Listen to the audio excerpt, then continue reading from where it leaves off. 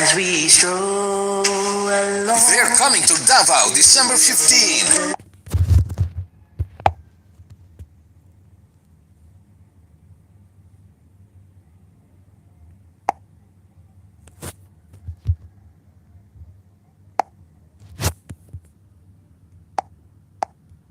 Here, All for One also perform Christmas carols and great covers of other favorite hits. Tickets at SM Cinema and smtickets.com. Do you remember? All for One, live in Davao, December 15 at SMX Convention Center from Ovation Productions and Blast TV. Chasing the clouds away.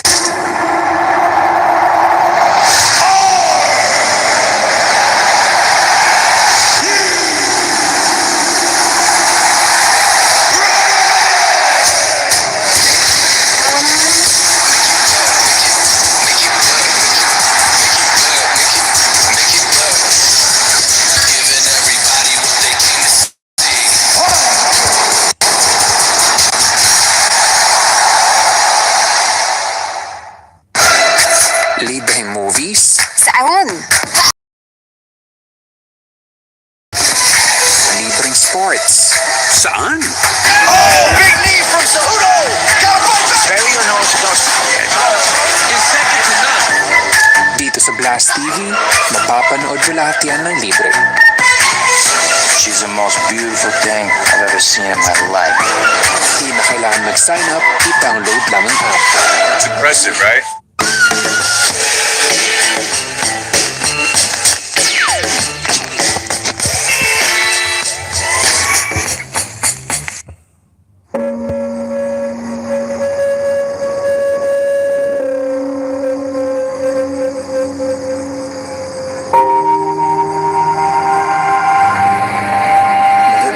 It's 5:47 a.m., but this is the good stint because this is the one where the sun comes up. And I always think it's a real privilege to see the sun come up when you're in a racing car.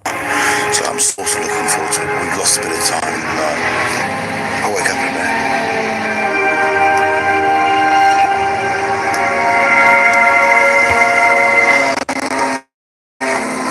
Went to the car next to us in the garage. They've done a crash.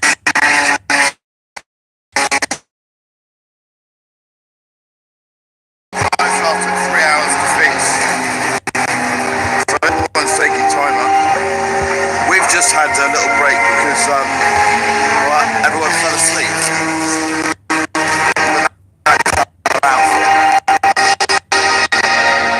When I woke up, we were in 56th place.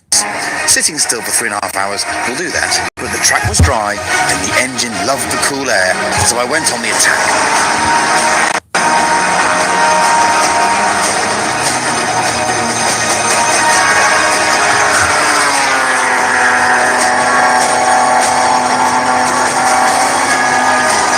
Chris had done well, moving up 3 places and even setting the fastest lap on her team.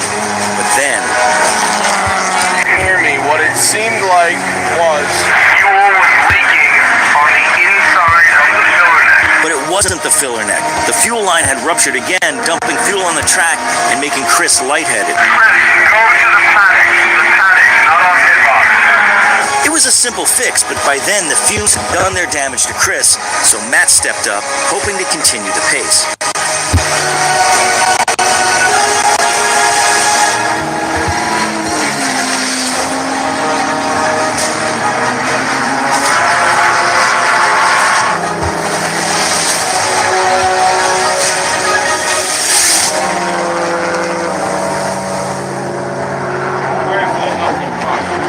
Okay, I'm going to put Lee in the car now.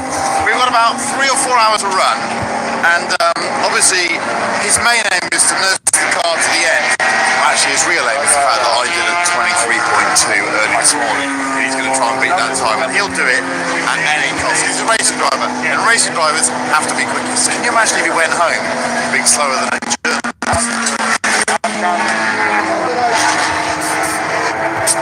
Lee is now in the car. It's come to his attention that he doesn't currently have the fastest time in the car. So we're going to sit here with the app and we're going to call it those times as they come in. We've got onboards running so we can check whether he's cutting corners. There are certain places on this circuit where you could go straight on.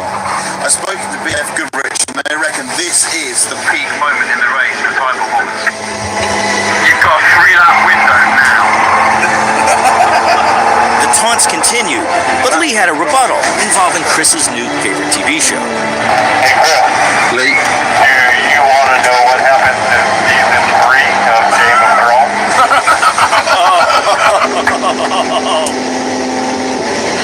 so he's got to find 6/10. I think he can find 6/10.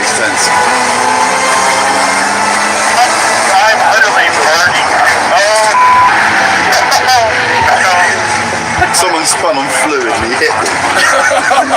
Lee, we've got some bad data coming through here. It must be a mistake. It says you did a 2:27. You're supposed to win your spin. You're a terrible co-driver. Lee, we are in 50th position. Mission accomplished.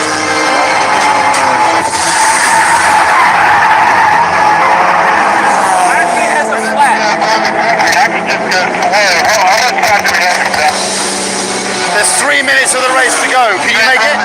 Lee was in 50th place and limping on 3 tyres. But if he could just stay on track for 3 more minutes, we would complete the 24-hour race. He's nearly completed his lap. He's either coming down pit lane or he's coming around the last. There he is! There he is! Look at it! Screaming across the line like a thoroughbred. 50th place!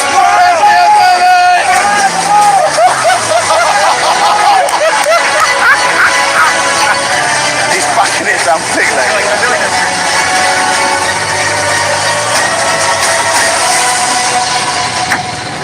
Oh, that looks good. That's class. That is how you finish a race. I believe it's a bit corny. Man, I told you they came good in the last Right? hour. That's right when almost left me enough time for me to make it to the finish of the race. Dude, great effort. 50th place. That's phenomenal. Exactly. That's exactly how the car should look. Yeah, You earned 50th on the second to last lap and then almost lost. With this going down, it was so close. Next year, top 49. Next year, next year, next year, every time. Next year in Jerusalem, top 49. That is as much fun as you can have in a car. absolutely. How did that finish? I can't believe we made it. It's unbelievable. Can you use that car again, or is that done now? No, car's not done.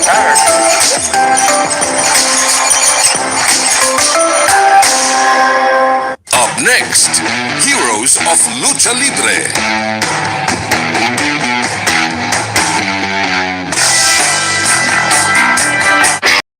It's game time, gear time, and big time entertainment. This show is called Over the Top. All in one place.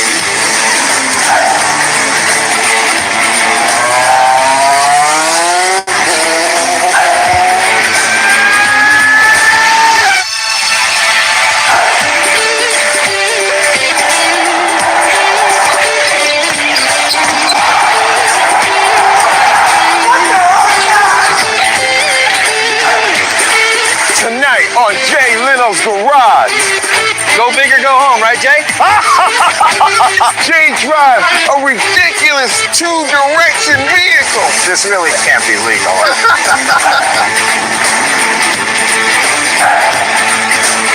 Only here on Tap Sports.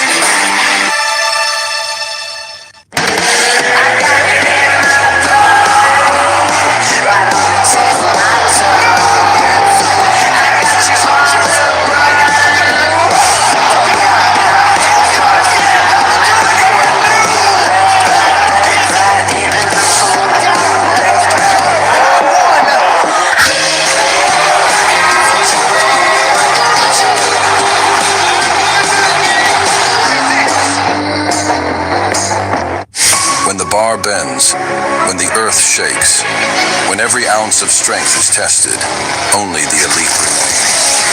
Legs as big as his. Why don't you use them? No problem in the arms. Wow. What a recovery. Oh, that must be hurt.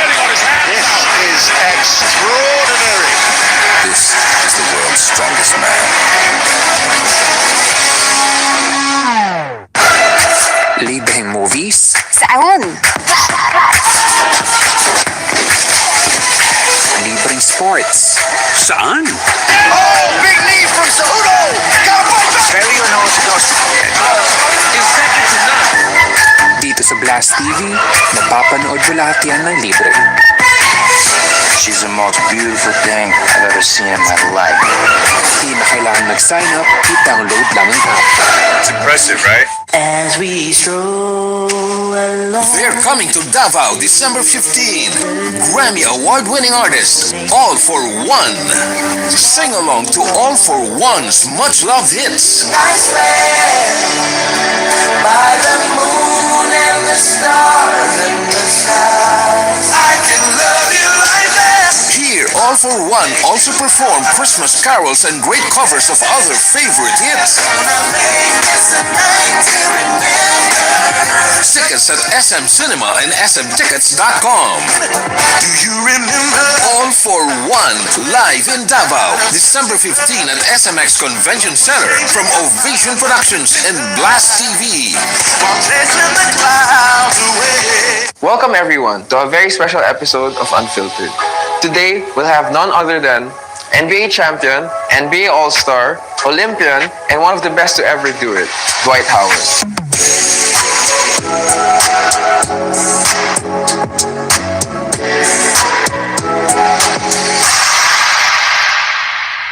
So Dwight, how did your basketball journey begin? My basketball journey began when I was about 3-4 years old. I started playing.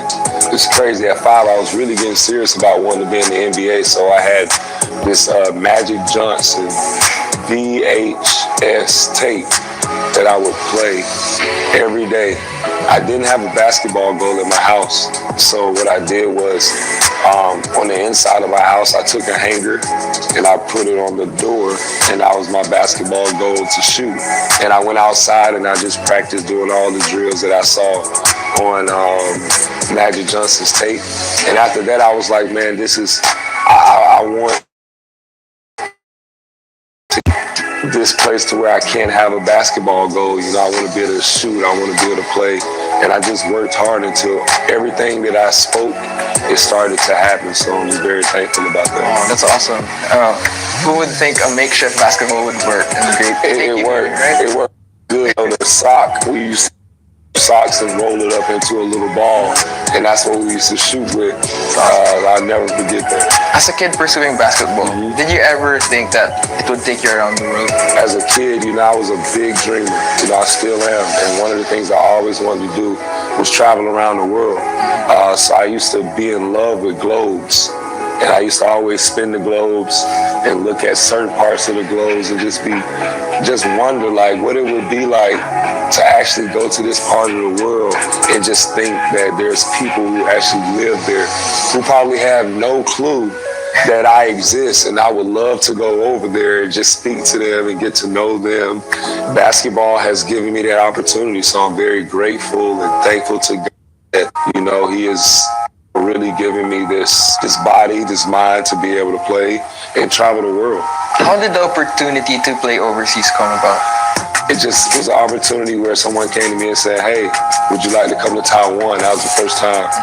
And I was like, Taiwan? I remember going there when I first got into the NBA. I had an amazing time. It was one of the first cities I've been to. Yes, I want to go to Taiwan. And that's how that started. And then with the Philippines, one of my NBA buddies, he lives in Atlanta. We played basketball together. We hung out. And he asked me about playing in the Philippines. And I was like, oh my God, that's one of the first countries that I visited when I turned 18, when I was able to leave America. And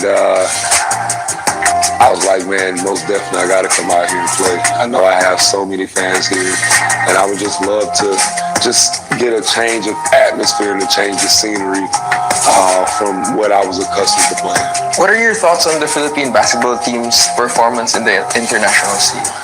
Okay, well, see, basketball is growing.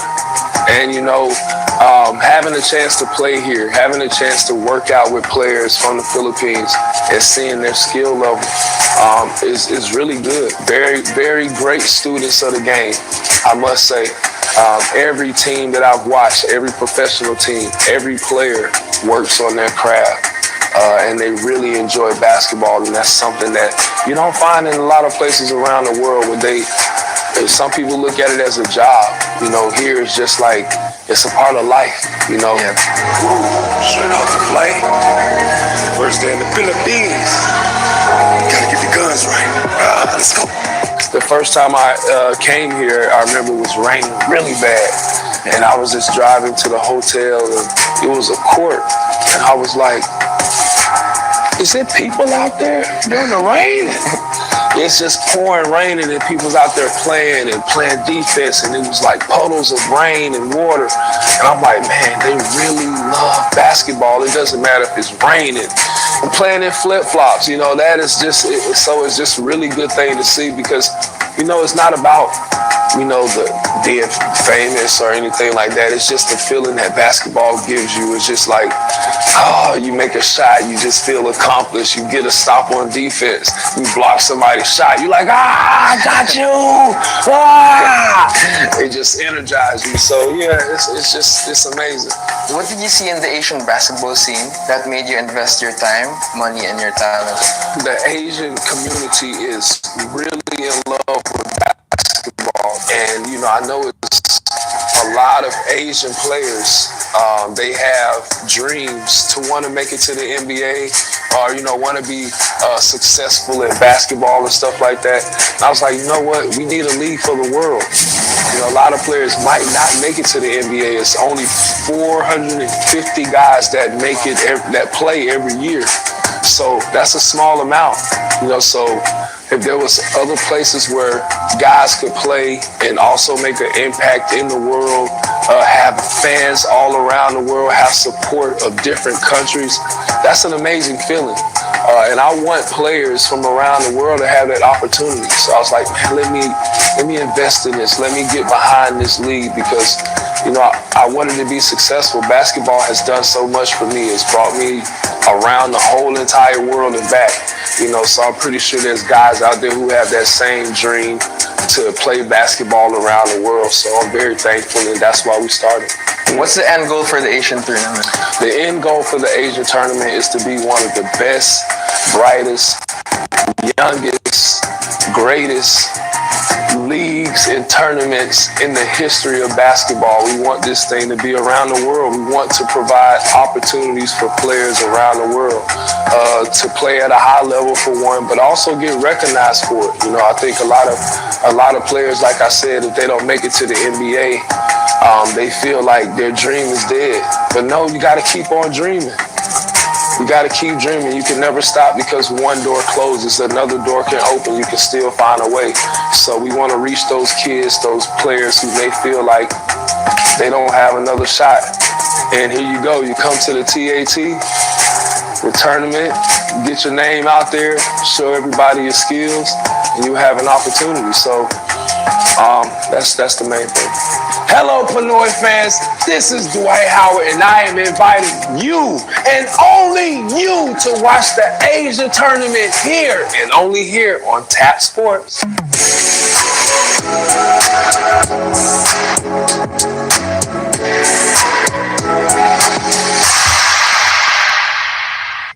Up next, Heroes of Lucha Libre.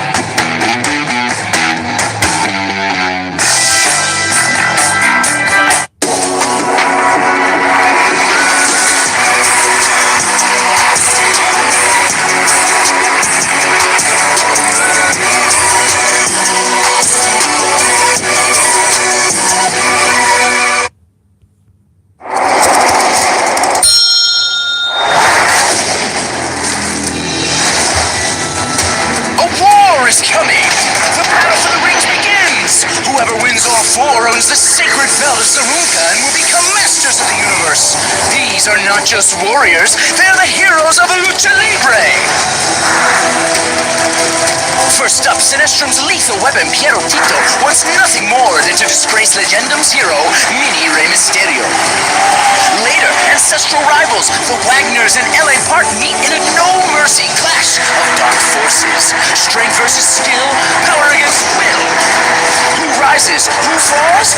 Champions and gladiators, your heroes of Lucha Libre!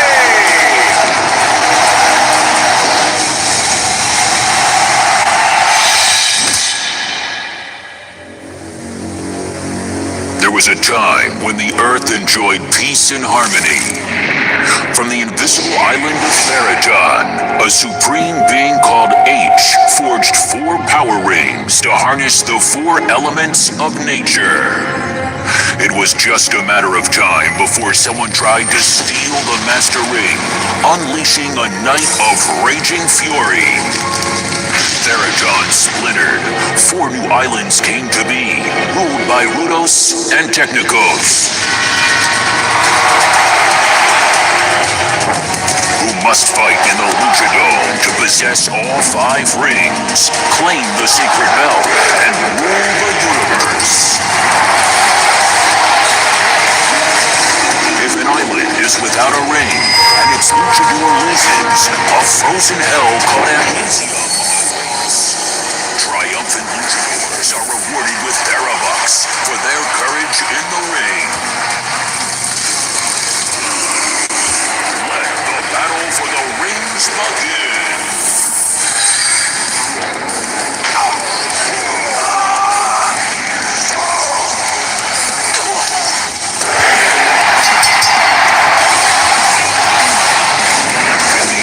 Struggle between good and evil. The time to be a hero is now. Welcome to Theraton, the world of heroes of Lucha Libre. I am your host, Kevin Casanova. And I am famous big time, and I am pumped up right now. Kevin, do you know why? Tell me why, Famous B. Because it's time to do it big, baby. Our world of Theraton was split into 5 separate islands when a great cataclysm struck. This was after someone tried to steal the ancient belt of Saruka from H himself. And 2 of my favorite islands, the islands of the Technicos, where these luchadors fight with loyalty, honor, and respect. Their high-flying maneuvers will leave you breathless. Where I come from, loyalty and honor, they're lame. We prefer Rudo islands like Sinestro and Infernus, because on those islands they care about one thing and one thing only: taking home the power ring. And right in the center of the Theraton is the Lucha Dome, where these islands look to gain possession of all 4 power rings. This is our first night of battles here at the Lucha Dome, so Famous B, it's time to meet our fighters. Let's go. In this match for the ages at the Lucha Dome, who will walk away with 2 rings? Rudos and Hierro Tito, a monster in the ring, who silence opponents with incredible strength. He will defend Sinestro's power ring of Earth with all his might. But soaring from the heavens is Technico's best, most agile warrior, Mini Rey Mysterio, who stormed the Lucha Libre world with his acrobatic kamikaze flights. But is it enough? Can he protect Legendo's power ring of air? No time limit, 3 rounds. It's war. The heroes of Lucha Libre, Hierro Tito versus Mini Rey Mysterio now. Welcome to the Lucha Dome. The crowd is on their feet in anticipation for what they're going to see tonight. And from the island of Sinestro, here comes the powerful, the mighty Hierro Tito. Hierro Tito defends the power ring of water, and he's here to take the power ring of earth from Mini Rey Mysterio. Hierro Tito is all powerful, he's mighty, and you know, he doesn't need the approval of the citizens of Theraton. Well, that's okay. He may not need the approval, but he may be wishing that he had the approval when you see his opponent come out right now.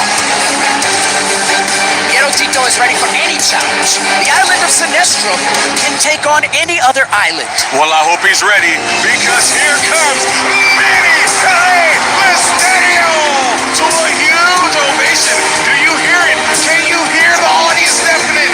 The crowd is going crazy. They're on their feet. I can feel the building shaking. Look at Mini Rey Mysterio dripping all his gold, his glitz, his glamour, shaking hands, kissing babies. Look at that young man right there. How excited is he for Mini Rey Mysterio? The only reason that young man is excited is because he hasn't seen Hierro Tito kick the crap out of Rey Mysterio just yet.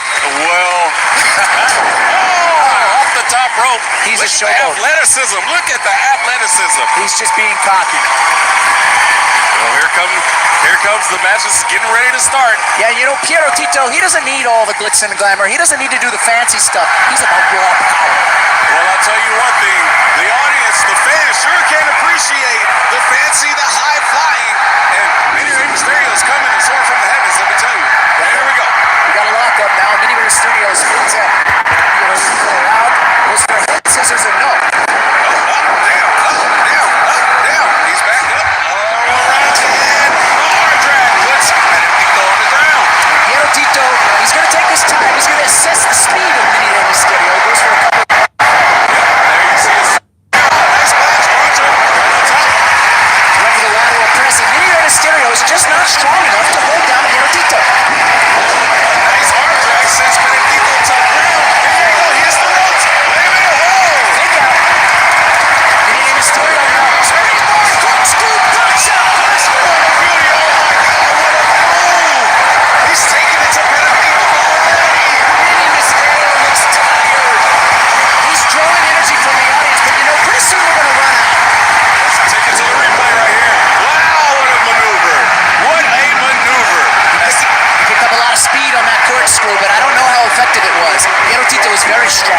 We'll see. Springboard on the top rope. Paulita takes Benedito down. Up on the pass into another. Paulita into a pin and a tip. It's a tornado clutch. We got 1, 2,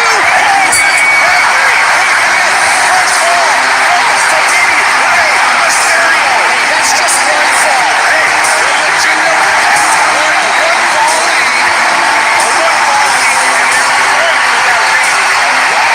That's right, Legend is one fall away from taking on the powering of water from Piero Tito. But don't count Piero Tito out just yet. Out Sinestro just yet. Those people out of Sinestro, they never stop fighting. Here we go. As the competitors get set for the second fall. Oh, look at this sportsmanship. See that referee written up? Come on, give me a break. Piero Tito is just trying to be a gentleman here. I don't believe it for 1 second. The audience, they don't seem to believe him either. Did he just kiss the floor? He's polite. He's very sweet. Piero Tito isn't just about power, he's about politeness as well. Oh, Mini Rey Mysterio hits the ropes with a couple into a handstand. Mini Mysterio now takes a chop and goes down. Again, you see the power on display. Yes, he's very powerful, but he's not as quick as Mini Rey Mysterio. Mini Mysterio now is in a precarious position. Look at Piero Tito with the powerful fists. That may have been a local. No, that was on the inside of his leg. Piero Tito now, nice slap to the back. Almost disrespectful. Right over the spine. I say that's what he deserved. As he's crawling to the rope, he's reaching out to the fans. Yeah, Mini Mysterio. Yeah, well, what can they do for him? They can't take on the island at Sinestro. They're here watching because they're not fighters. Don't count out the energy that the fans give to these luchadors. Do not count that out. I'll tell you this, that energy is not helping Mini Rey Mysterio right now as Piero Tito continues to take control of his matchup. Well, he's definitely going to have to do something because his squad is down 1. Sinestro is down 1, and their ring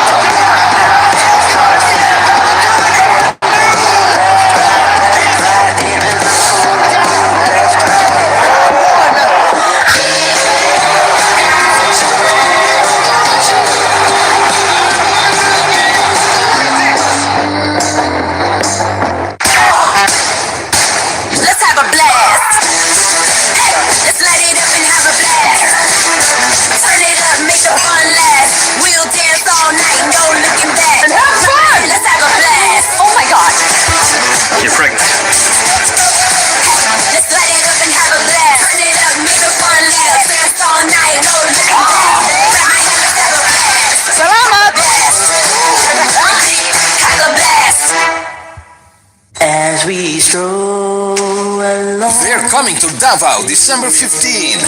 Grammy Award-winning artists, All for One.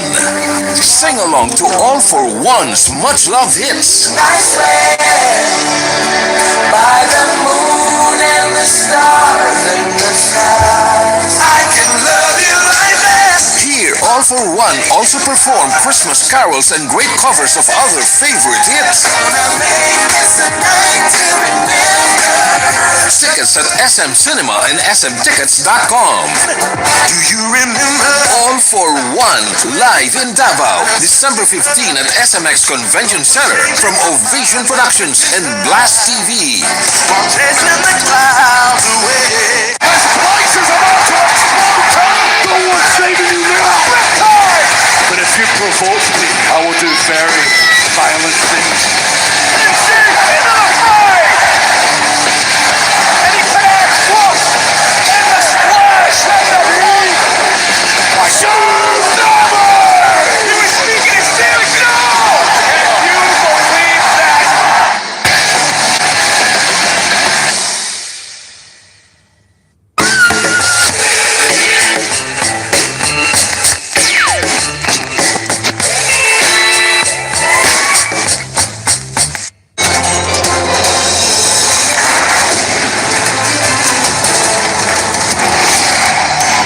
Welcome back! What an amazing fight! And we also saw some superpowers from that kid. That kid cheated. He should have never been in the ring. Let's go to the highlights.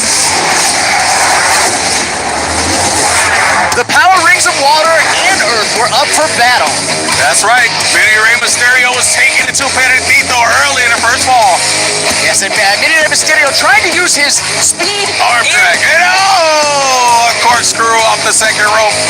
Yeah, the corkscrew plancha and the tornado clutch were enough to get the first fall, but the power and strength of Piero Tito was on display for fall number 2. And here we go as the action started in fall 2. You see Perentito on top early, bruising Mini Rey Mysterio. That's right, and the strength of Piero Tito combined with the arm drag and the submission hold was enough to make Mini Rey Mysterio bang. Oh, as he screamed in pain, he screamed.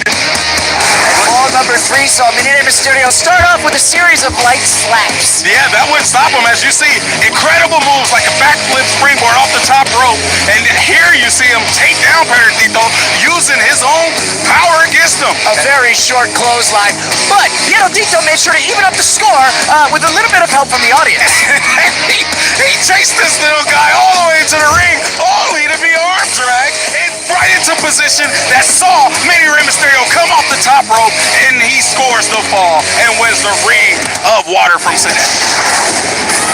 The victorious island received 300,000 terabucks, and the Sword Valor, the losing island, received 150,000. Legend Doom defeated Sinestro and took the Ring of Water. 3 Sinestro fighters face being banished to Amnesia. Welcome back. And Kevin, it looks like your boys over there on Sinestro Island are facing amnesia. They need to step their game up. No. Sinestro doesn't need to step up anything because Sinestro is not going to Amnesium. Amnesium is where the losers go. And you know why you go to Amnesium? Do you want to know what happens? What happens? You run out of power rings and you get banished there. You don't come back unless you have 1 million terabucks. 1 million terabucks? That's a lot of TVs. Who has 1 million terabucks? None of our teams so far. But it's time for us to learn a little bit more about the 4 fighting islands of Terraton. Well, that's a good idea. Let's take a look at the origins.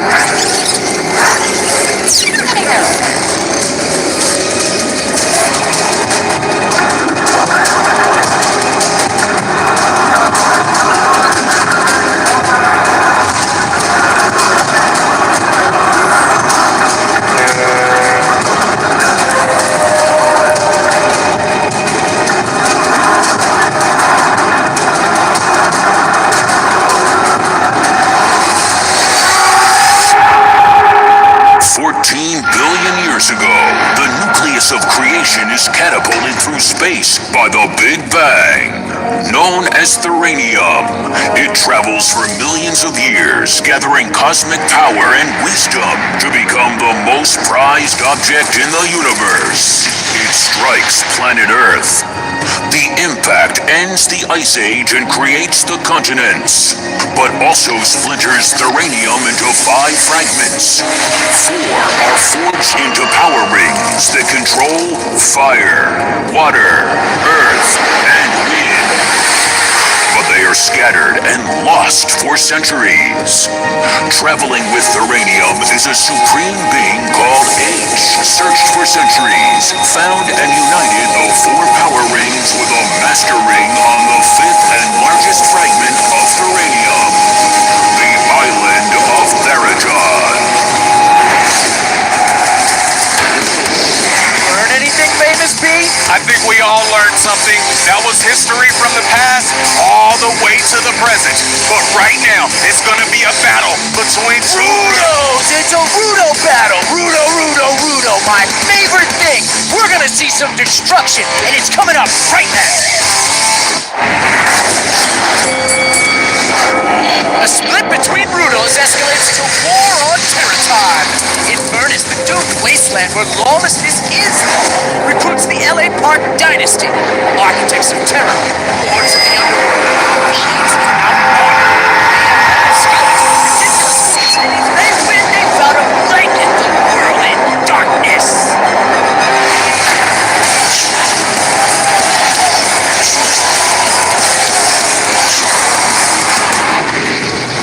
Sinestro sends in the Doctors of Death, the diabolical Wagner Dynasty, who went insane when they were not recognized or saved the Terrathon from a deadly epidemic. The Wagner Asylum is now on a mission to weaken the world with disease. No time limit. 3 rounds. Win 2 and take the power ring from the loser. It's war. It's all. The heroes of Lucha Libre. Wagner's versus LA Park. Next. It's time for Rudo versus Rudo. Sinestro and Infernus. I cannot wait. It's gonna be a battle. We'll be right back.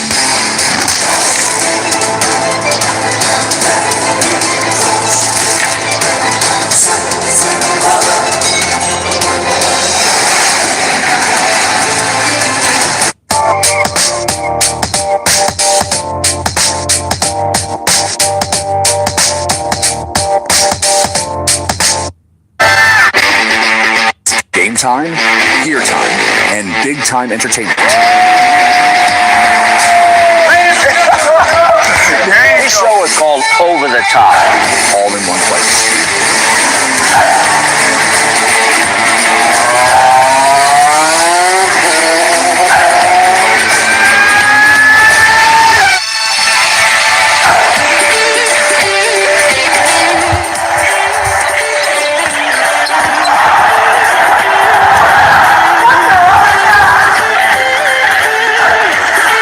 Tonight on Jay Leno's Garage. Go big or go home, right, Jay? Jay's a ridiculous 2-direction vehicle. This really can't be legal.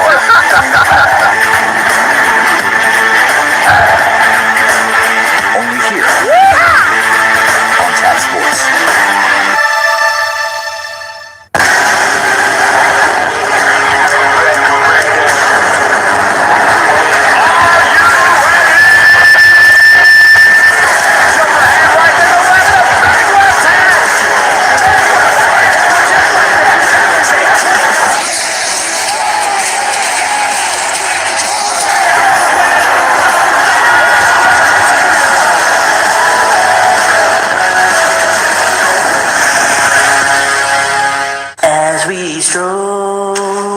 They're coming to Davao December 15.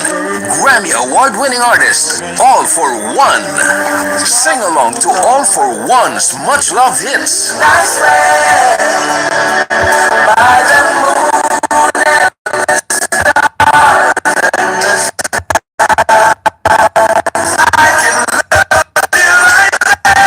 Here, All for One also performed Christmas carols, other favorite hits. tickets at SM Cinema and smtickets.com. Do you remember All for One live in Davao, December 15 at SMX Convention Center from Ovation Productions and Blast TV. Chasing the clouds away.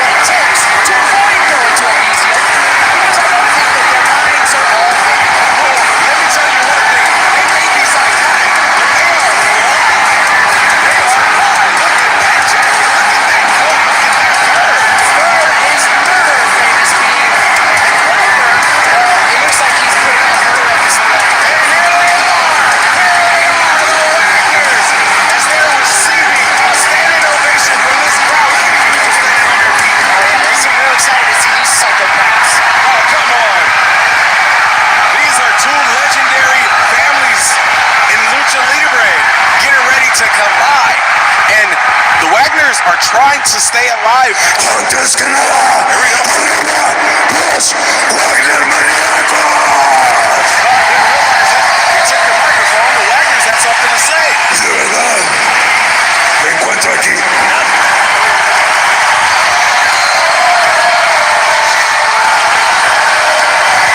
Quiero saber, esta noche, ¿cuánta gente vino a ver al Dr. Wagner?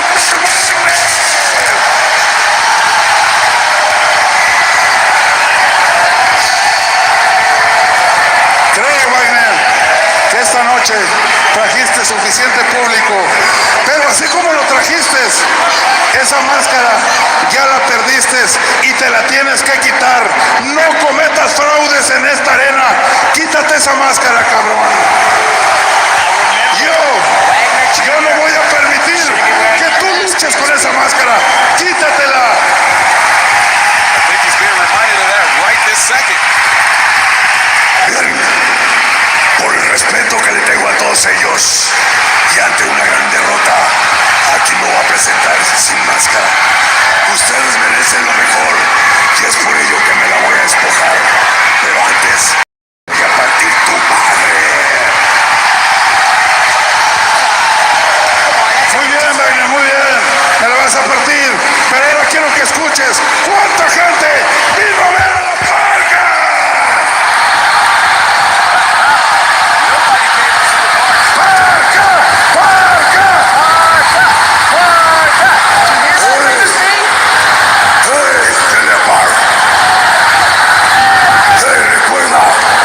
Estamos ante un bello público y por ello les debemos un respeto y por eso me voy a despojar la máscara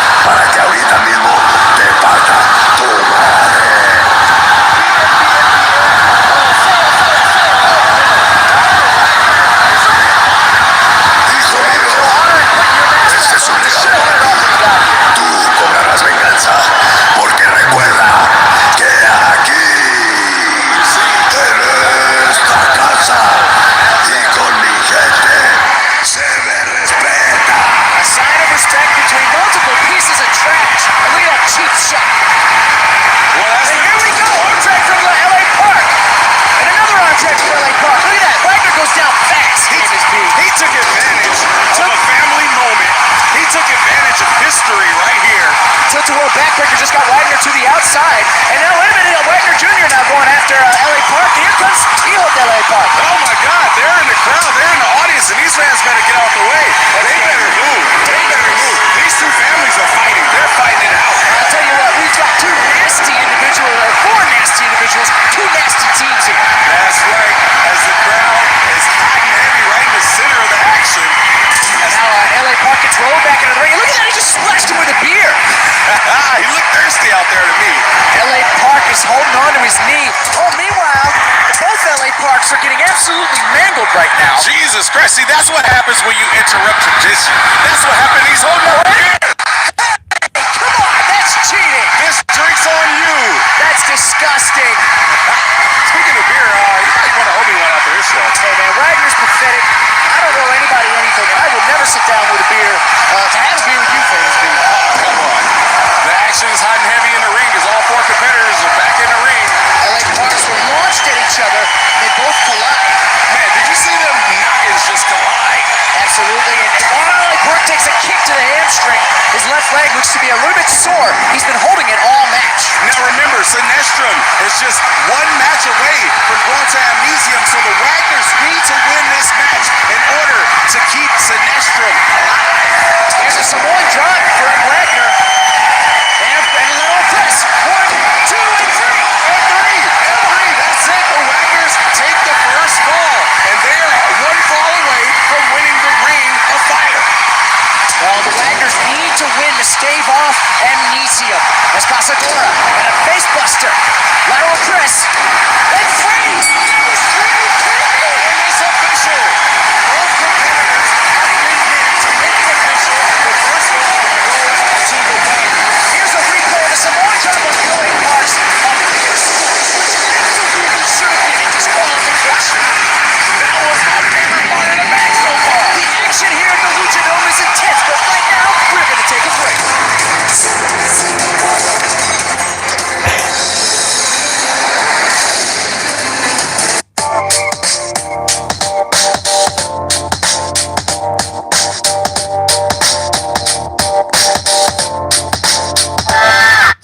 When the bar bends, when the earth shakes, when every ounce of strength is tested, only the elite remain. Legs as big as his. Why don't you use them? No problem in the arms. Wow. What a recovery. Oh, that must be hurting on his hands. This is extraordinary. This is the world's strongest man. It's game time, gear time, and big time entertainment.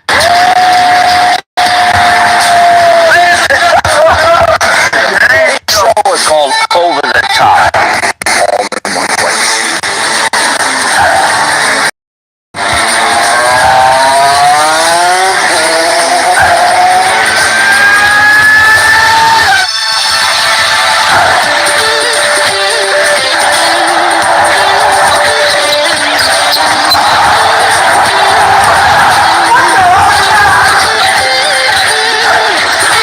Tonight on Jay Leno's Garage. Go big or go home, right, Jay? Jay drives a ridiculous two-direction vehicle. This really can't be legal.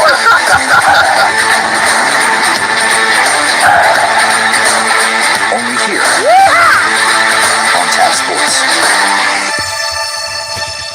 As we stroll along. They're coming to Davao December 15.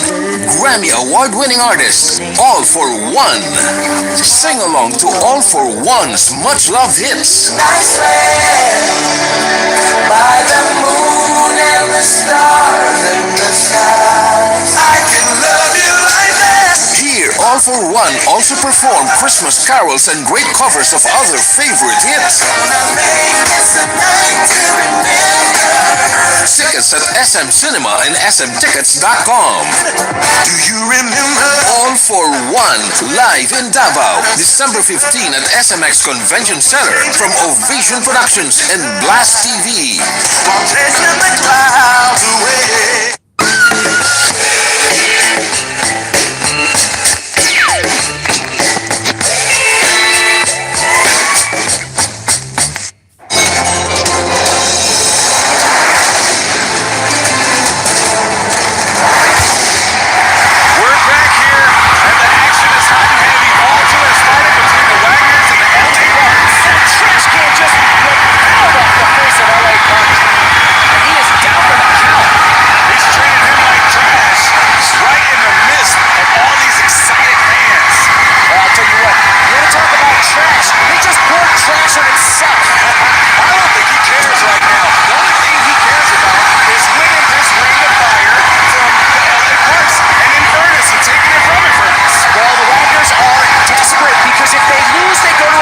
So they are going to pull out all of the stops to win this match, including what appears to be some sort of street sign. I think it's some sort of caution, but he's taking no precautionary measures as he puts the knee right in the middle of the back of LA Park. That's right, Wagner now. He's going to use that sign, that street sign. He's choking him. Oh my, what a Ruda technique.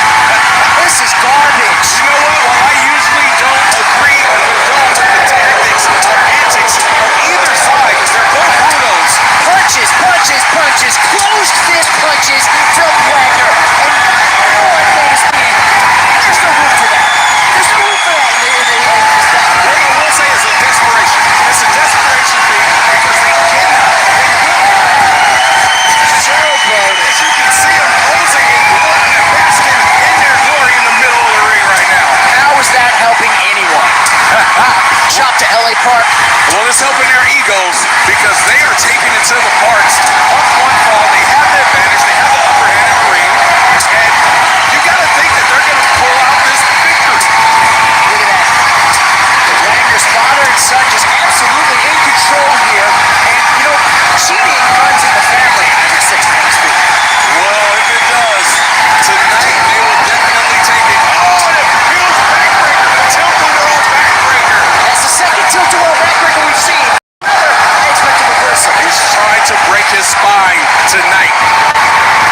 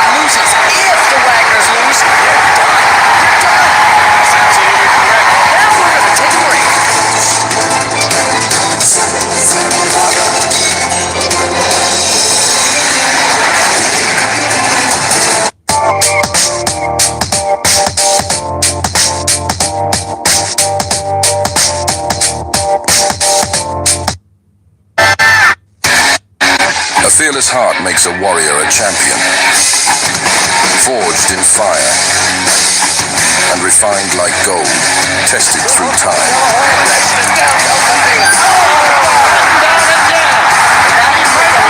Whatever it takes, sacrifices have been made. So Christ, he did not go down. Staying true to their vision, conquering every obstacle to reach the summit of greatness. With an iron fist, a strong mind, they will show what fighting truly is. Not from the outside, but from within.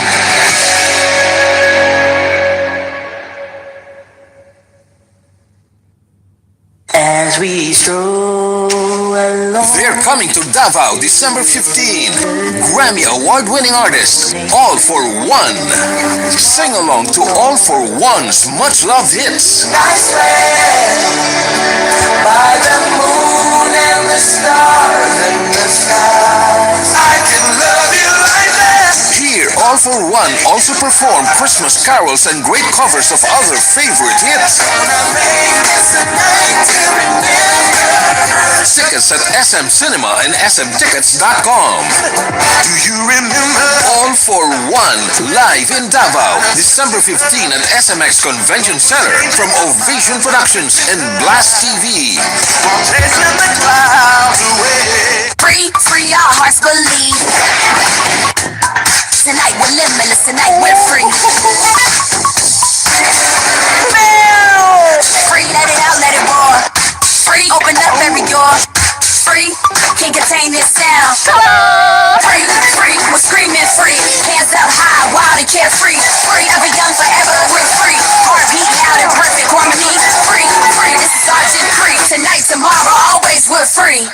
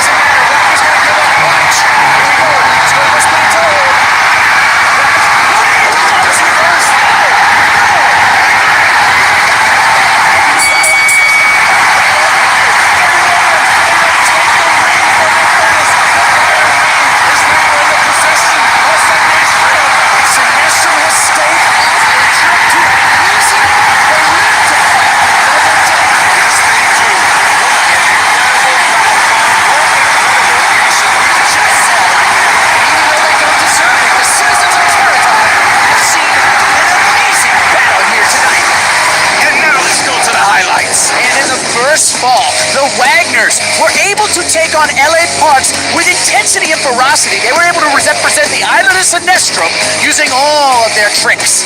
That is absolutely right.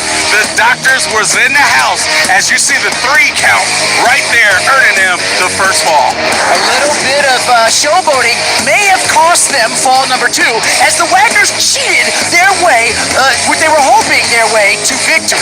Well, I wouldn't call it that. They were trying to stay alive from amnesia as you see Dr. Wagner taking the trash can right to the face. Well, the LA Parks made sure to turn their weapons against them, and a Cazadora roll-up sealed the second fall. All right, but it was an action-packed third fall as you see the nice hurricane right there by the Parks as they were taking it to the Wagners early on in the fall. There was no funny business for this third fall because they were trying to stave off amnesia. You see the referee get hit right in the head right there, but he regained his consciousness just in time to count the 3 as the Wagners win and obtain the fire ring from Inverness.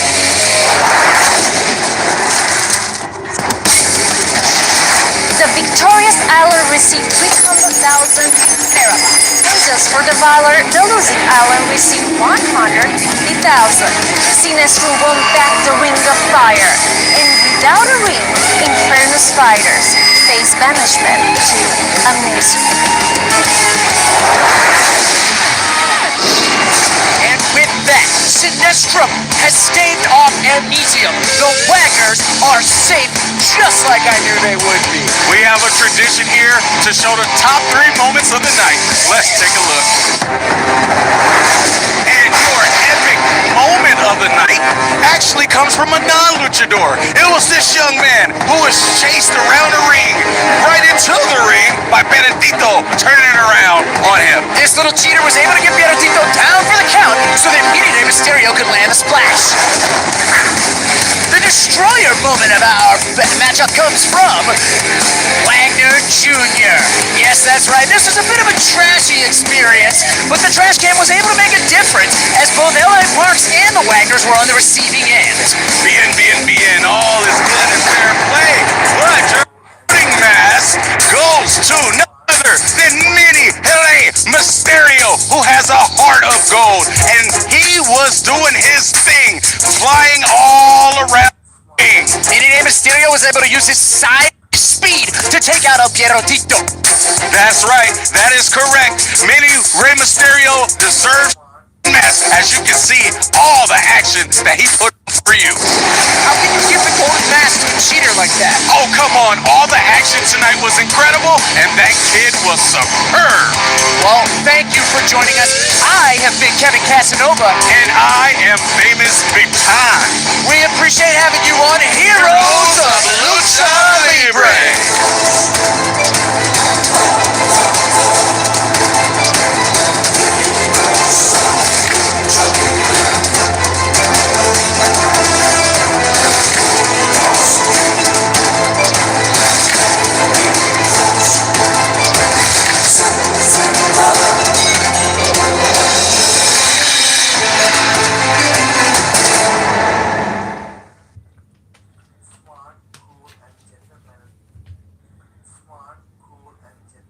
Up next, Straight Up Steve Austin.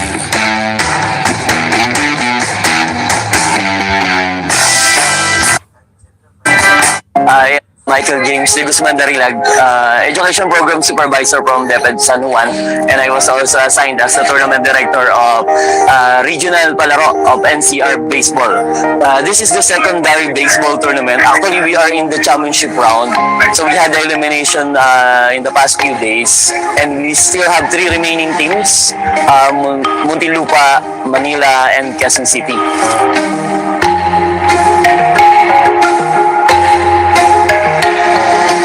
This is very important. We all know that Philippines is a basketball crazy country, but in fact, these players, some of these players are members of the national team already, 18 and under. So exposure to lower meets, we call this as lower meets, to palarong pambansa, will definitely help our country's aspiration of getting maybe a place in the world in baseball.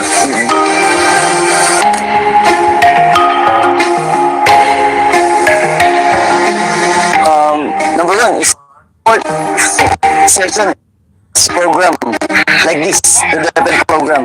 So, from the very young age, as early as the elementary level, develop natin sila and sooner strong team, a strong national team.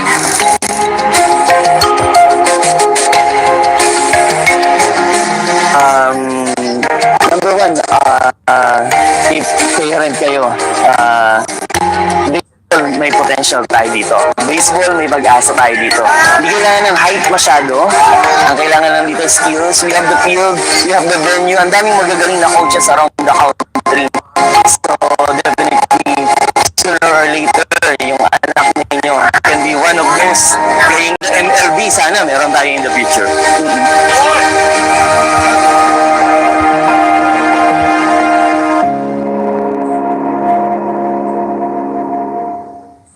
What an evening on the Green Bays.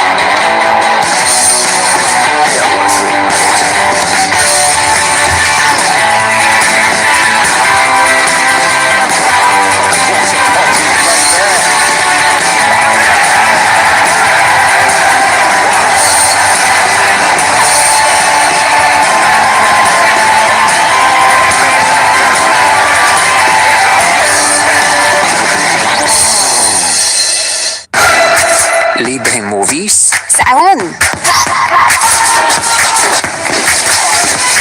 Libreng sports? Saan? Oh, big knee from Cejudo! Very unorthodox. Is second to none. Dito sa Blast TV, mapapanood mo lahat yan ng libre. She's the most beautiful thing I've ever seen in my life. Di na kailangan mag-sign up, i-download lang ang app. It's impressive, right?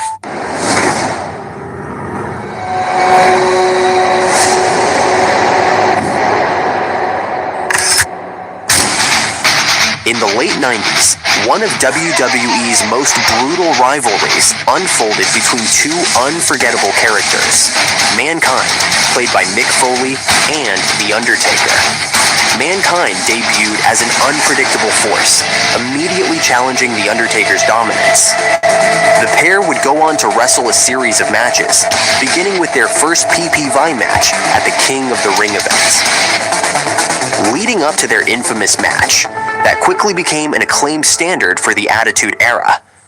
It was in June 1998, at King of the Ring, that the rivalry reached its peak, giving one of the most historic, vicious, and legendary Hell in a Cell showdown. The Undertaker and Mankind took their battle to horrifying new heights, literally. The Dead Man threw Mankind off the top of the cell, plummeted and crashed through the announcer's table. Foley's unmatched pain tolerance pushed the match to its limits, as he stood up from a stretcher and climbed back up the cell to fight once again, only to be chokeslammed through the cell roof together with a steel chair, falling hard onto the ring mat below. Mankind, bloodied and with a loose tooth from a chair shot from falling. Despite the injury, he urged the match to continue, ending with The Undertaker slamming him backwards into thumbtacks. With Foley still unfazed, The Undertaker performed a chokeslam on Mankind and delivered the ultimate tombstone piledriver, pinning him for the win.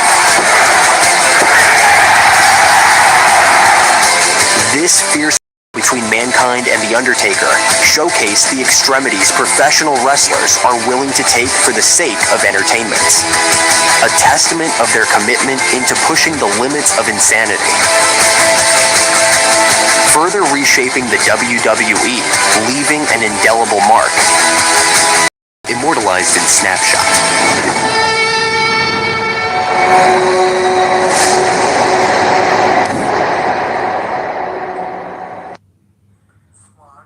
Up next, Straight Up Steve Austin.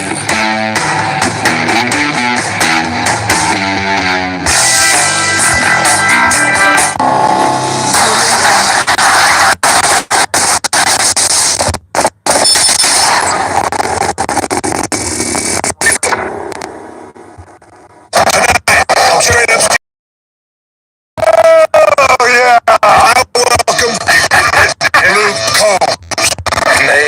me. I wanted to be I get a little choky talking about it because like that's something that no one can ever take away from me. It's for the belt. Okay, let's go. I played it for her maybe a week after I wrote it. Sounds good. It could go either way, right? It could go like creepy status real quick. My mom said Keith Chesney and Tim McGraw, they didn't learn to play guitar until they were 21. And I was like, so you're saying there's a chance? Hell yeah, Luke! Buckle up, it's gonna be one hell of a ride!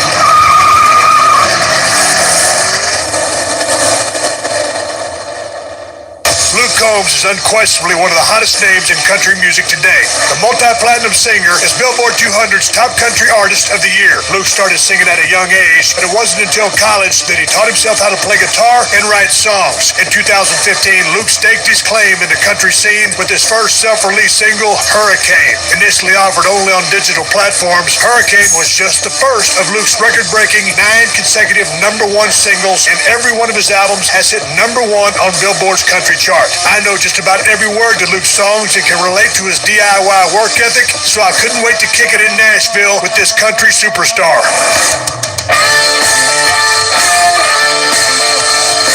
Hey, I'm in Nashville, Tennessee, waiting for the hottest act in all of music, Luke Combs, to come by and pick me up. Luke, where are you? Hell yeah! What's up, buddy? How you doing, bud? Doing well. Nice to meet you. Permission to come aboard? Come on up, buddy.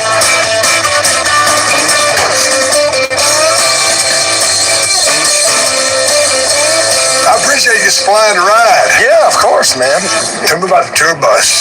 This is extremely nice. And what are some of the cool features about this bus? This one is the first one I built out like to my own spec. Good taste. I always wanted it to be real bright. Because a lot of times you're parked underneath an arena. There's no windows in there. It's all kind of depressing. It is, man. And it started to affect my mood.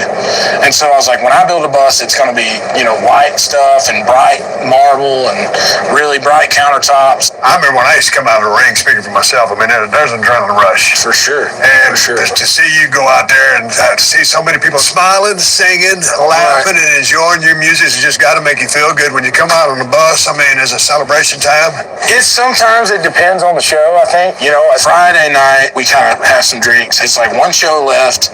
And I guess the way we do it now is like, my wife rides the bus with me, and so on Saturday nights, we call it Elvising, which is I come off stage, bus is already running, and it's pulling out before people are out of the parking lot. It's so weird to be in that situation because you go from that insane adrenaline rush to literally 2 minutes later, you're on the bus and it's this level of noise. Before show, and you've been doing this a while, so obviously you're no stranger to it, but, will you have a beer before the show? Do you drink during the show? No, I'm a before, during, and after guy, for sure. Hell yes! Yeah, I'm before, during, and after. I shotgun a beer every night during the show, 1 beer. Yeah. But I can't do beer. It makes me burp too much. Yeah. So I do stage drink, so that's heavy Jack pour. Yeah. And then diet, no ice, because little known secret of the trade is that ice cools your cords down, and so you have a higher chance of damaging your vocal cords drinking like ice cold anything.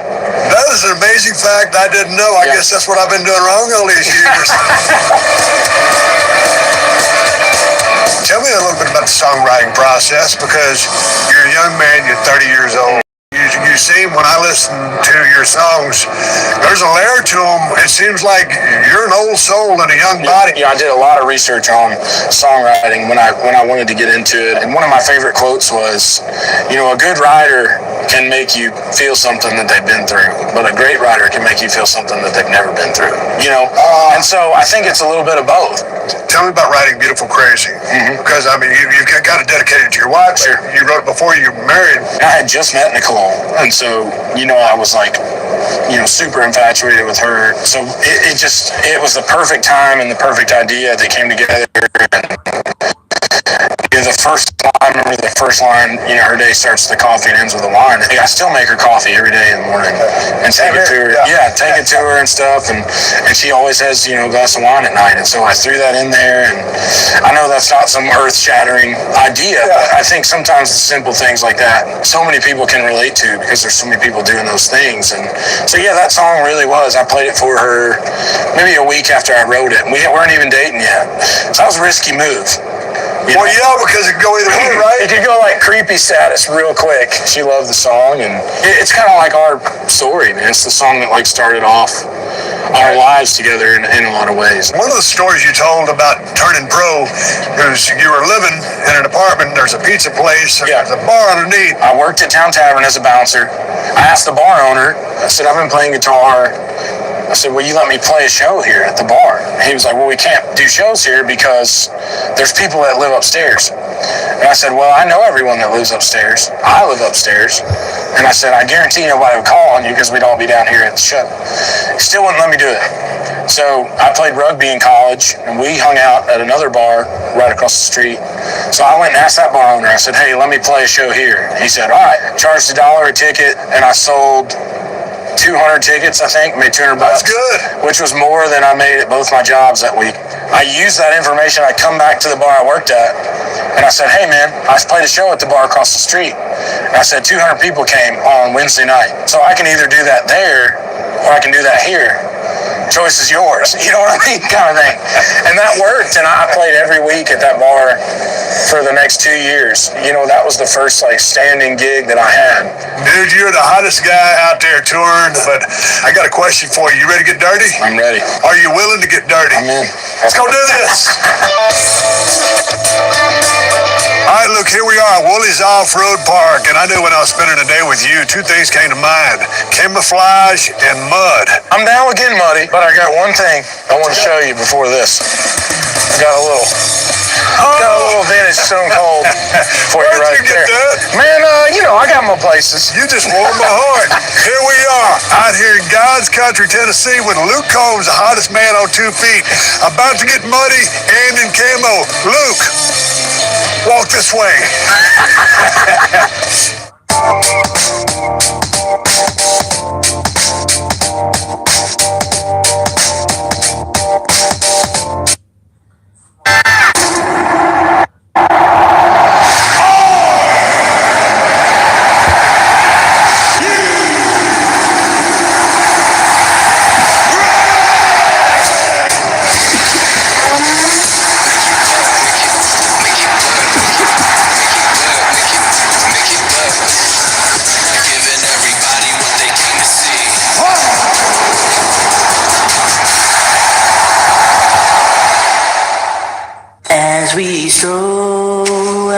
They're coming to Davao December 15. Grammy Award-winning artist, All for One. Sing along to All for One's much-loved hits. Nice way, by the moon and the stars in the skies. I can love you like that. Here, All for One also perform Christmas carols and great covers of other favorite hits. Tickets at SM Cinema and smtickets.com. Do you remember? All for One, live in Davao, December 15 at SMX Convention Center from Ovation Productions and Blast TV. A fearless heart makes a warrior a champion, forged in fire and refined like gold, tested through time.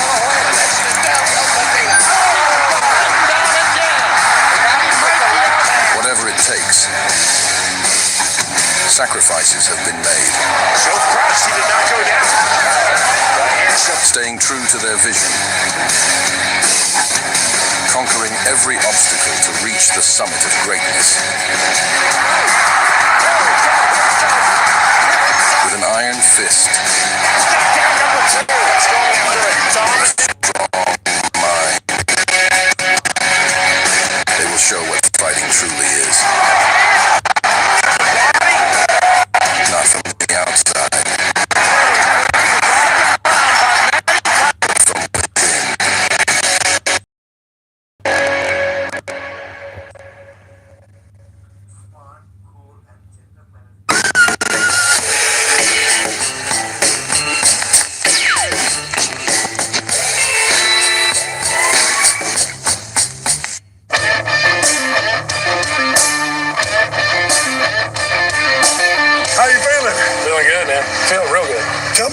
influence that Eric Church had for you? Because I think you were kind of quoted as saying that he redefined the way you thought about country music. I think the reason that, myself and my parents stopped listening to country music is it wasn't at that exact moment in time as relatable. A lot of guys got heavy into the beach. And it was getting more, poppy sounding at that time. And not to say that I'm real haggard, because I'm not. I'm not claiming to be that either. But that was the big shift. And so when I got to Appalachian State, a guy that lived on my floor brought in an Eric Church CD.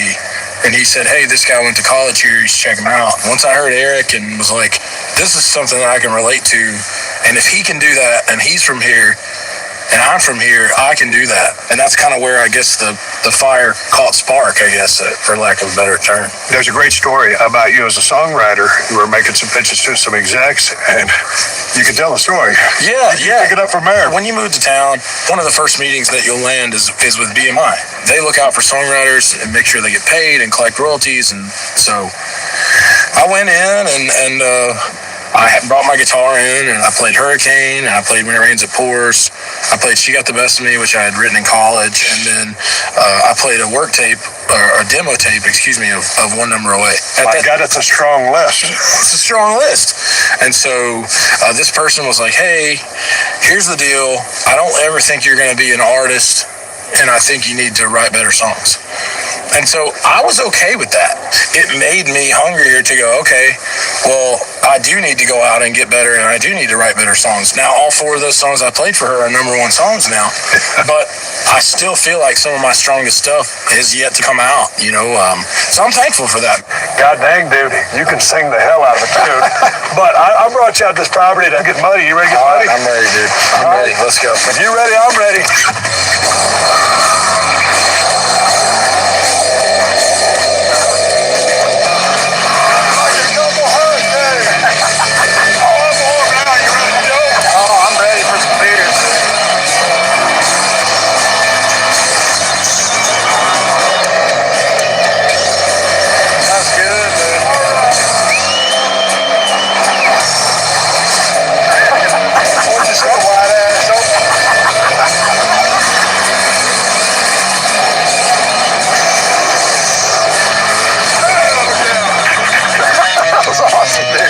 God dang, man, I can't see shit, but I got a great day planned for us. You ready to go to the next setup? I was hoping maybe we could do the beer smash. You got some cold ones? I do. Oh, hell yeah. I say we go solo in here. Let's go solo. Ready? You ready, pal? Hell.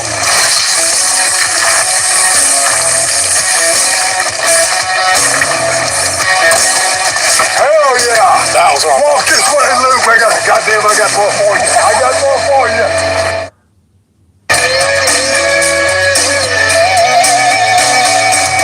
God dang, what an epic day it's been. And here we are right off Broadway bar, and it's been a great day hanging out with you today and watching you chug a beer. Yeah. Did pretty good with the beer slam. Yeah, man, it's not my first time. Not your first time? Not my first time. Slamming a couple beers for sure. What's this thing that you do every now and then called the shoey?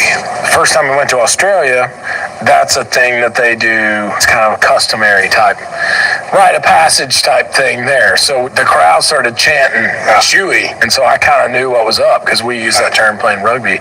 So I took my boot off, filled it up with beer, and then drank my whole beer out of it. I actually ended up getting sick from doing that. So I don't know what that says about what's going on in these boots over here, but wouldn't recommend it. Man, we're downtown, and there's a lot of people coming to Nashville trying to get their start. Yeah. Trying to be the next Luke Combs. Sure. Well, what do you think about that scene and how fast and meteoric it has been for you? Man, it's tough town, and I've had it, a lot. I don't want to say easier because I worked my ass off to be here, but it happened fast for me, and so I can't imagine doing it all over again because it seemed so far-fetched and crazy of an idea when I moved here, and then all of a sudden you're making these slow steps towards your goal, and you don't really know that when it's happening. You're just doing the next thing that feels right, and then all of a sudden you're in Legends with Stone Cold, drinking a mixed drink. Has there been any legends that you really looked up to, just called you out of the blue and said, God dang, Luke, congratulations? Yeah, I think that's the cool thing about country music. It kind of is like a big family, you know, especially when I was getting real hot, maybe 2 years ago. Like I started hearing from people, and that was just, you know, I had seen those people at award shows, but it's real intimidating, man. I can't imagine when you started wrestling, like, you would have never just walked up to Ric Flair and been like, hey, we're colleagues. He would have been like, oh, I don't, you know, you're in the WWE or whatever, but you give it a break. You know what I mean? We're not the same yet. You know what I mean? And so that was the environment at those award shows. It was like, man, how do you walk up to, you know, Luke Bryan or whoever who is, you know, selling out arenas? And sure, I've got a record deal and a song on the radio, but he got 20-something number ones and making millions of dollars. I wanted to earn their respect. Once that happened, it was like, well, you know, now I've been turkey hunting with Luke Bryan, and I could call him right now. And I've gotten to hang out with Willie Nelson. And did Willie have any words of wisdom for you? Man, he was just always like, keep doing what you're doing. I knew that meant, like, don't let anybody try to make you any different than you are. Hey, now that things are going so good for you, you ever go back to the lean times, you know? Not that you miss those times, but do you appreciate them more now? To me, the thing I miss is that everywhere that I went was new. I'd never been on an airplane until I was 25. And I'm 30. Like, I've gone from North Carolina, Tennessee, Georgia, South Carolina, to I've played every state. I've played internationally multiple times. I've played on Saturday Night Live, and I mean, just all these things that I never would have thought that I've done, and I miss those things being new, I think. Yeah, you never go back to that first time. Yeah. Over my shoulder, if you look, there's a dartboard over there. You got a game in you? I'd like to challenge you to a game of darts, if you will accept. I will accept. You do? Absolutely. I always have a wager on the line now, brother. I'm in. All right, let's get it. Austin versus Combs. 3 darts. Okay. Highest point total wins. If I win, you have to give me a guitar lesson. Okay, that's the deal. If you win, I have a surprise for you. All right. Since you are my esteemed guest. Sure. You want me to go first then? No, I'm giving you the option. Would you like you're to go going first for sure. God dang it. Talk about it. Cheers. Cheers. Here we go. You going flame darts or I'm blue going darts? flame dart. Here's the thing. I'm fixing to throw a Red Bull right here. Okay. All right.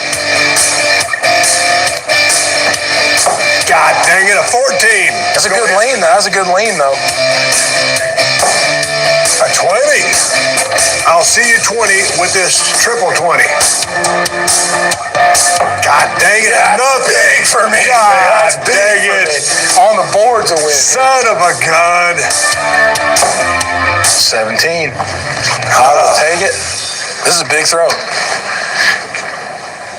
I'm going triple 20. I'm calling this shot. Okay. Oh, if you get this. You want to put $20 on the side? Yeah, absolutely.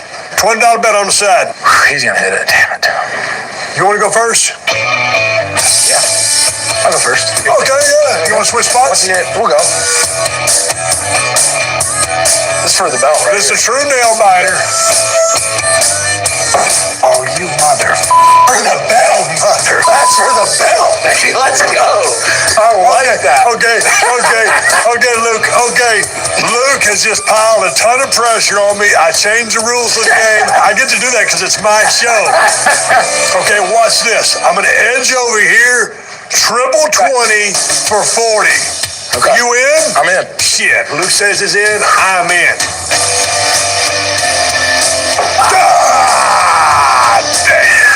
That's right. All right. Luke Combs is the winner. I'm out of $40.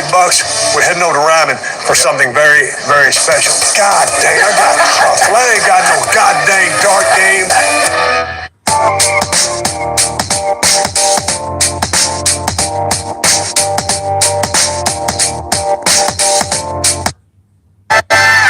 Free, our lead.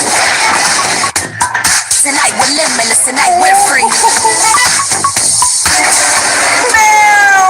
Free, let it out, let it roar. Free, open up every door. Free, can't contain this sound. Free, we're screaming free. Hands up high, wild and carefree. Free, ever young, forever, we're free. Heartbeat loud and perfect harmony. Free, this is our decree. Tonight, tomorrow, always we're free. As we stroll along. They're Coming to Davao December 15. Grammy Award-winning artist, All for One. Sing along to All for One's much-loved hits. Nice way, by the moon and the stars and the stars. I can love you like that. Here, All for One also perform Christmas carols and great covers of other favorite hits.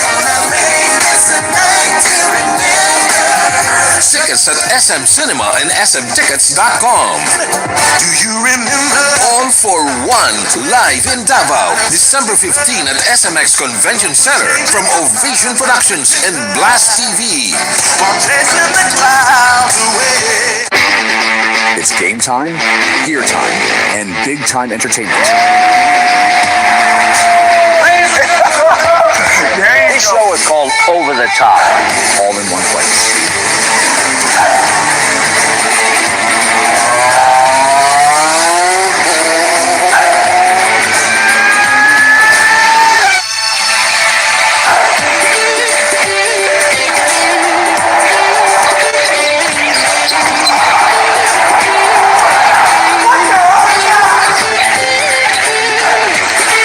Tonight on Jay Leno's Garage. Go big or go home, right, Jay?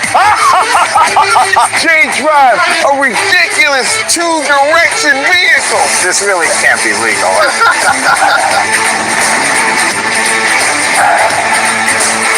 Only here on Tap Sports.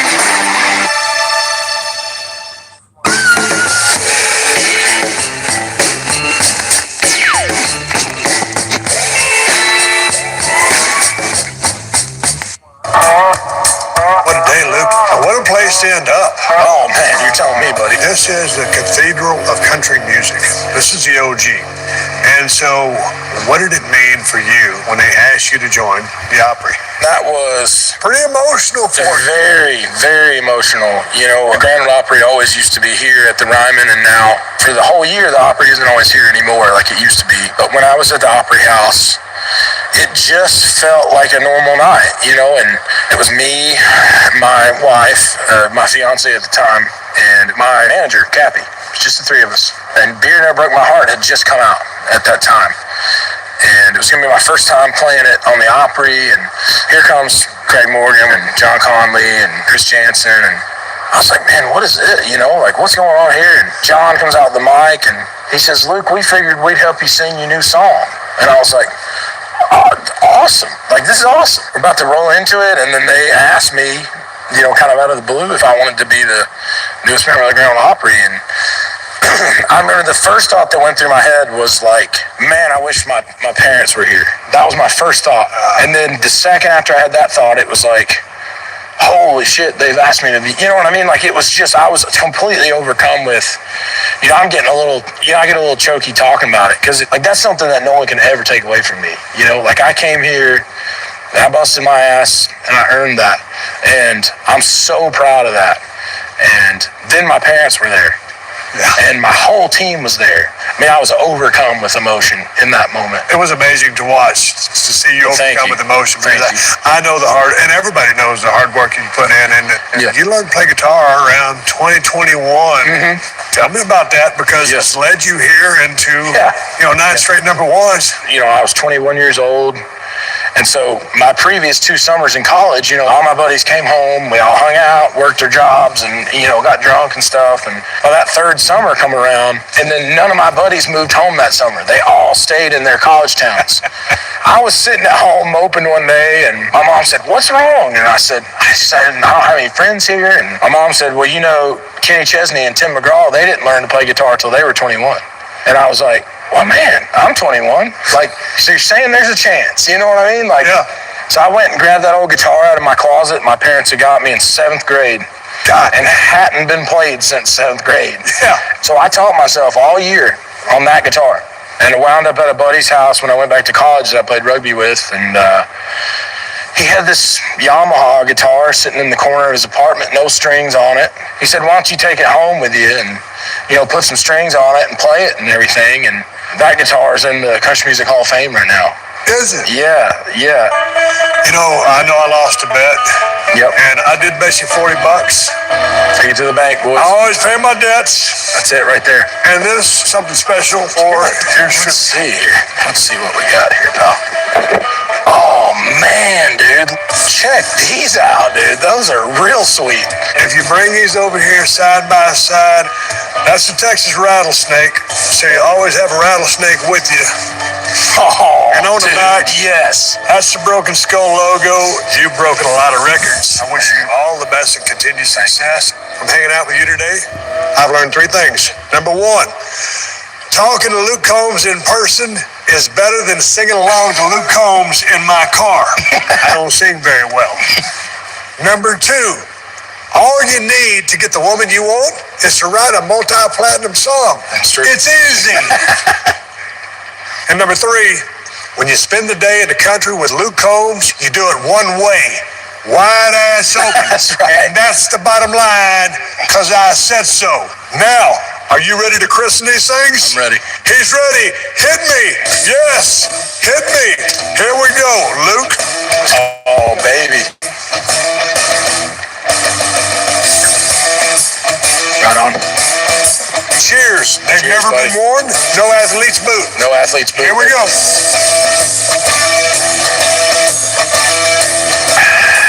These are legendary. Oh, hell yeah. Austin Combs, Stone Cold and the Carolina Kid, riding off in the sunset. Cheers. Hell of a day, brother. Hell of a day. Dude, that was awesome. Thank you. Up next, Drive.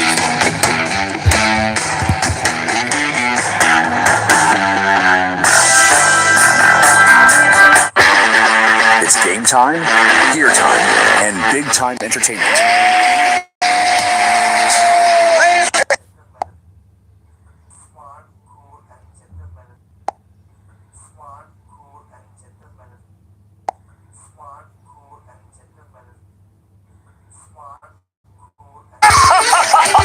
J-Drive, a ridiculous 2-direction vehicle.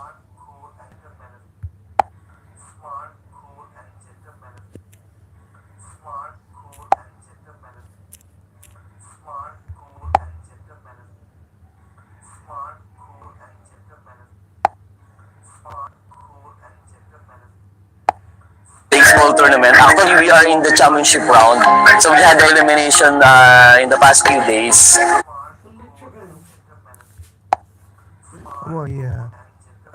ব্যাগে আছে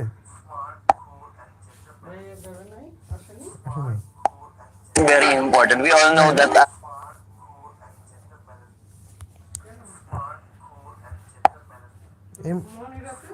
ঘুমাইছি তো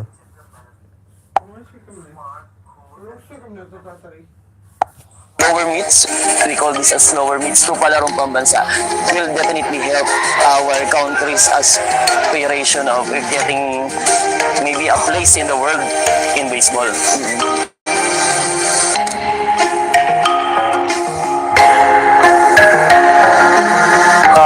Number 1 is support. Second is grassroots program like this, the DepEd program. So from the very young age, as early as the elementary level, and sooner or later we will have a strong team, a strong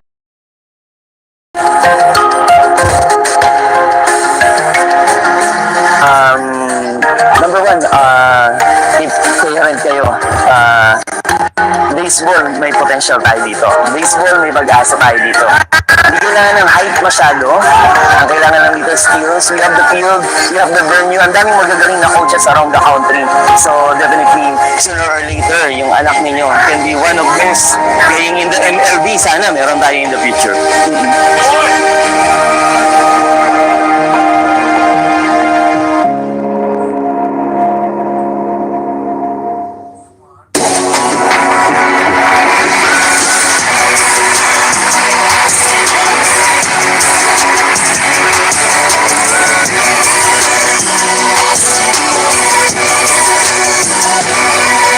We're here to drive a Tesla Model S P100D to find out what it's like to live in an EV world. It'll do skits, Chris Harris would say. And we're out of charge. I didn't really look at the camera that much when I was driving because I was so terrified.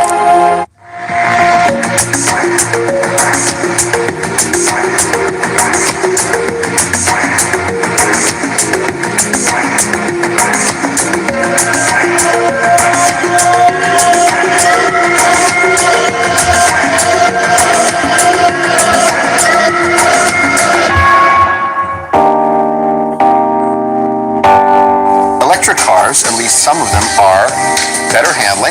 In theory. Accelerate more quickly. In theory. Pollute less. In theory. What do you got? They could handle better, but most of them come with eco tires, so they don't. Plus, without an engine and a gear controller, it's tough to judge corner entry speed, as Mr. Hammond showed us. They're not faster, that would be top end. They are quicker accelerating, but as we all know, at a certain point it just becomes uncomfortable and nauseating. They pollute less from emissions, but what happens when you dispose of a few 100 pounds of batteries per car? You sound like the dude in 1915 who was selling horses. Cars, dangerous, gonna pollute, too much noise, what a problem.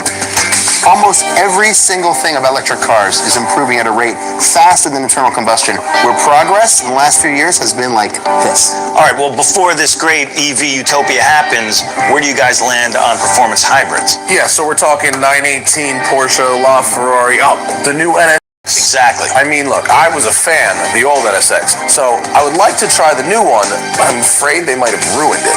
I'm afraid that hybrids are actually just half measures, and I'll prove it by going to the one country that's gone all in to make them livable today. Norway. When people talk about Norway, they mention fjords, snow, or the incredibly high standard of living. But there's one thing that goes unmentioned, or perhaps unnoticed: the silence. I didn't need an alarm clock growing up. I grew up in downtown Manhattan. Every morning, buses, taxis, trucks. But it's not like that here in Norway. In downtown Oslo, this is the sound of rush hour. That's because Norway, in terms of electric vehicles, is one of the most advanced countries in the world. The government is trying to ban the sale of internal combustion vehicles by 2025, and ban the sale even of hybrids by 2030, which is why we're here to drive a Tesla Model S P100D, the most advanced, longest-range EV currently on the market, across Norway to the Atlantic Road, one of the most beautiful roads on the planet, to find out what it's like to live in an EV world. In 2016, EVs accounted for less than 0.5% of total new cars sold in the world. But here in Norway, that number was nearly 40%. How is this all possible? Because Norway is an incredibly oil-rich country. The export of oil pays for everything, and it pays for things like this car, a Tesla Model S.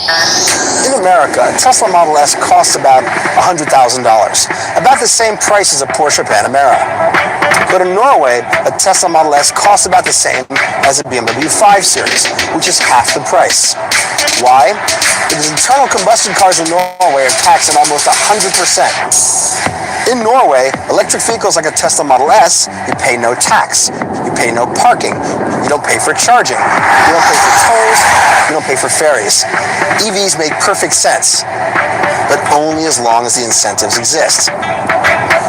So we're here in Norway to find out if it's possible to drive an electric vehicle without range anxiety to one of the most remote parts of the country. We all know electric cars have amazing acceleration, but how do we make them usable and actually fun as driver's cars? The infrastructure's got to expand and adapt to how we actually use the cars, and that means allowing them to get from a place like Oslo all the way to the Atlantic Road. The interior of the Tesla Model S is actually really, really Scandinavian. I mean, it's got these simple, dark surfaces, and then this white interior, and then you've got this massive display which shows you where the superchargers are, which you want to know, because if you drive a Tesla the way it wants to be driven, you're going to run that battery down. The biggest problem people think they have with EVs is range anxiety. But with the Tesla Model S P100D, which has almost 350 miles of range, that's not a problem. 5 miles long, 8 bridges, and that one bridge everyone has seen on the internet.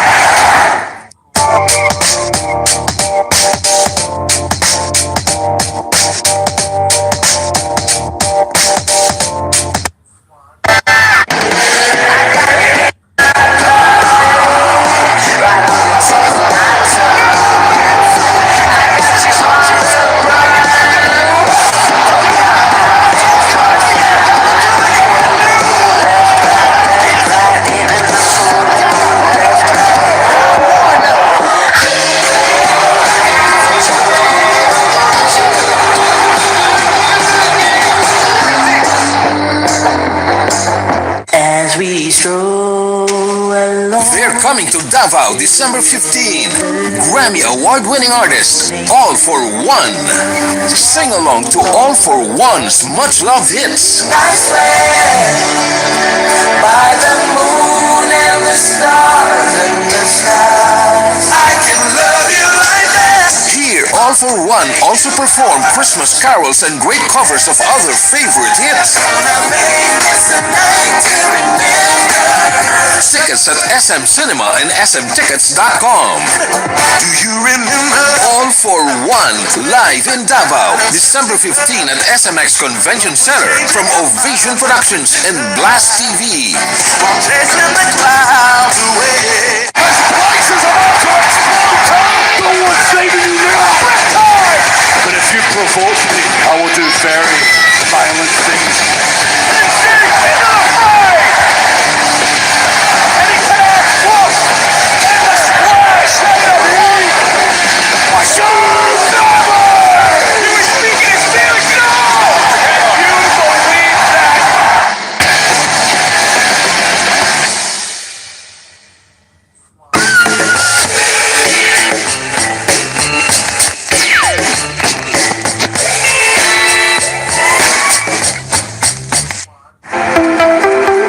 It's easy to wag your finger at Norway's EV market, powered by and paid for with oil. But think of this country as a petri dish for electric vehicles. They're in a position to see what works and what doesn't, and then share that information with the world. Or hope they will. I learned the hard way when we took our first ferry ride in country.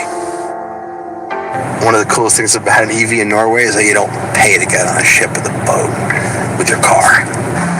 So, electric car, is it free in the daytime? No. You always pay.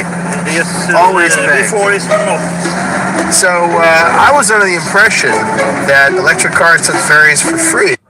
It looks like the free thing for electric cars is no longer free, at least in this part of Norway. Because of the rapid adoption of EVs, ferries and tolls are no longer subsidized as of 2017. Something we thought about as the sun began to rise at 2 a.m. as we approached our destination.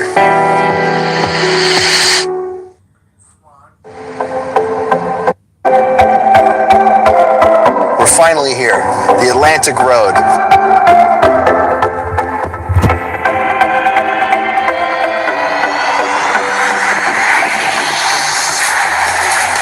Construction started, it was financed by tolls. And an amazing fact that I almost can't fathom as an American, once the construction was paid off, the tolls were removed.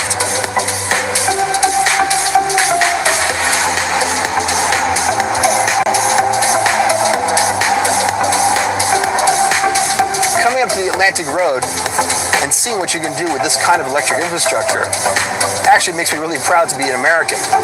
Because the same leap, the same courage it took the Norwegians to build this infrastructure